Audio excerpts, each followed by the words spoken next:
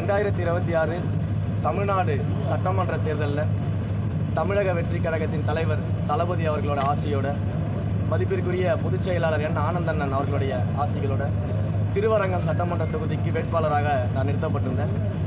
இன்றைக்கு திருவரங்கம் சட்டமன்ற தொகுதியின் மக்கள், வாக்காளர்கள் எல்லாரும் ஒன்று சேர்ந்து இந்த சாதாரண மனிதனை சட்டமன்ற உறுப்பினராக ஜெயிக்க வச்சிருக்கிறாங்க.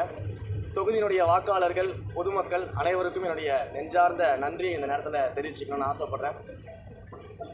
ஒரு சாதாரண குடும்பத்திலிருந்து வந்தவங்களும் சட்டமன்ற உறுப்பினராக ஆக முடியும் அப்படிங்கிறத ஒரு மிகப்பெரிய ஆளுமையாக நிரூபித்திருக்கக்கூடிய எங்களுடைய தலைவர் தளபதி அவர்களுக்கு இந்த நேரத்தில் அனைவரின் சார்பாக நன்றியை தெரிவிச்சுக்கிறேன். இந்த வாய்ப்பை ஏற்படுத்தி கொடுத்த மதிப்பிற்குரிய பொதுச் செயலாளர் அண்ணன் என் ஆனந்த் அவர்களுக்கு என்னுடைய நன்றியை தெரிவிச்சுக்கிறேன்.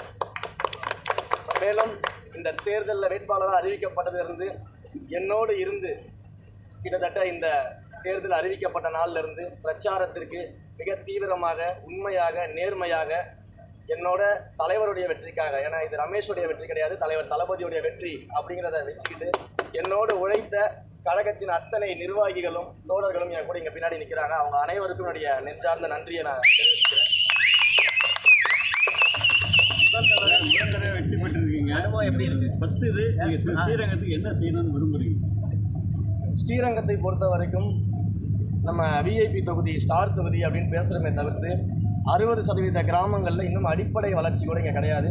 நான் சென்ற அனைத்து கிராமங்கள்லையுமே மக்கள் சொன்ன முதல் விஷயம், ஜெயிச்சவங்க யாரும் எங்களை ஊருக்குள்ளே வந்து பார்க்குறதே கிடையாதுன்னு சொல்லிட்டு முதல் வேலையாக மக்களை ஊர் ஊராக நானே சென்று அந்த மக்களை சந்தித்து அவங்க பிரச்சனையை நானே நேரடியாக கேட்டு அதற்கான தீர்வுகளை முன்னெடுக்க இருக்கிறோம். அதே போல் பல அடிப்படை பிரச்சனைகளை மக்கள் என்கிட்ட சொல்லியிருக்கிறாங்க.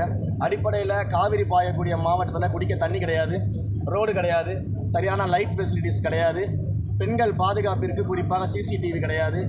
இப்படி பல பிரச்சனைகள் இன்னும் பொது கழிப்பறைகள் கூட ஒழுங்காக இல்லாத சூழலில் தான் இந்த தொகுதி இருக்குது. பல்வேறு கிராமங்களில் அப்படி தான் இருக்குது. அதே போல் பல்வேறு இடங்களில் இந்த பட்டாவிற்கான பிரச்சனைகள் இருக்குது. மக்கள் பட்டாவிற்காக போராடிக்கிட்டு இருக்கிறாங்க. ஸோ இப்படி அவர்களுக்கு தேவையான அத்தனை அடிப்படை விஷயங்களையும் முதல்ல கூட இருந்து இந்த தொகுதியை அடிப்படையில் வளர்ச்சிக்கு கொண்டு வரணும் அப்படிங்கிறது தான் என்னுடைய முதல் திட்டமாக இருக்குது. அதை நோக்கி தான் எங்களுடைய பயணம் இருக்கும். ஒவ்வொரு மாதமும் இந்த தொகுதியினுடைய மக்களை அந்தந்த ஊருக்கே போய் சென்று பொது இடத்துல அவங்கள சந்தித்து அவங்களுடைய பிரச்சனையை கேட்டு அதை சரி செய்யணும். இதை ஒவ்வொரு மாதமும் தொடர்ந்து அவங்களை சந்திக்கக்கூடிய அந்த ப்ராக்டிஸை பண்ணணும் அப்படின்னு நினைக்கிறேன். அதே போல் பொதுமக்கள் சொன்ன அந்த முதல் கம்ப்ளைண்ட் இருக்கு இல்லையா, எம்எல்ஏவை தொடர்பு கொள்ளவே முடியல அப்படின்னாங்க இல்லையா, அவங்களுக்காக பிரத்யேகமாக ஒரு மொபைல் நம்பர், ஒரு மெயில் ஐடி, ஒரு கம்ப்ளைண்ட்டுக்கான வெப்சைட், இது எல்லாத்தையும் உருவாக்கி என்னுடைய விசிட்டிங் கார்டை நானே நேரடியாக நன்றி சொல்ல போகும்போது அவங்களுக்கு கொடுக்கணுன்றது இருக்கேன். அதே போல் ஒவ்வொரு ஒன்றியத்திலும் ஒரு எம்எல்ஏ குறை தீர்ப்பு அலுவலகம் அப்படின்றத நான் பர்சனலாக தொடங்கி அந்த அலுவலகத்தின் மூலமாக நேரடியாக வரும் கம்ப்ளைண்ட்ஸ், புகார்கள், தேவைகளுக்கு அடுத்த 10 நாட்களுக்குள்ள தீர்வை நோக்கி என்ன நடவடிக்கை எடுக்க முடியுமோ அந்த நடவடிக்கை எடுப்பேன்னு ஆல்ரெடி நான் பொதுமக்கள்கிட்ட எல்லாருக்கிட்டையும் வாக்குறுதி கொடுத்துருக்கிறேன். அதை செய்ய போகிறோம். இப்படி எல்லா வகையிலையும் இந்த ஸ்ரீரங்கம் சட்டமன்ற தொகுதியை தமிழ்நாட்டின் நம்பர் 1 தொகுதியாக மாற்றுவதற்கான அனைத்து வேலைகளையும் தமிழக வெற்றி கழகம் செய்யும்.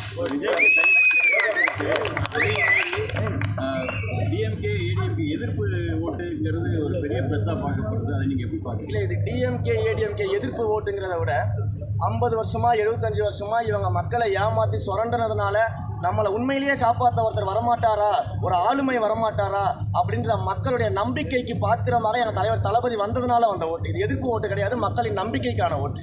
இது வரைக்கும் வேறு வழி இல்லாமல் ஓட்டு போட்டாங்க. இப்போ நல்ல வழி பிறந்திருக்குன்னு தலைவருக்கு ஓட்டு போட்டிருக்காங்க. இதுதான் வித்தியாசம்.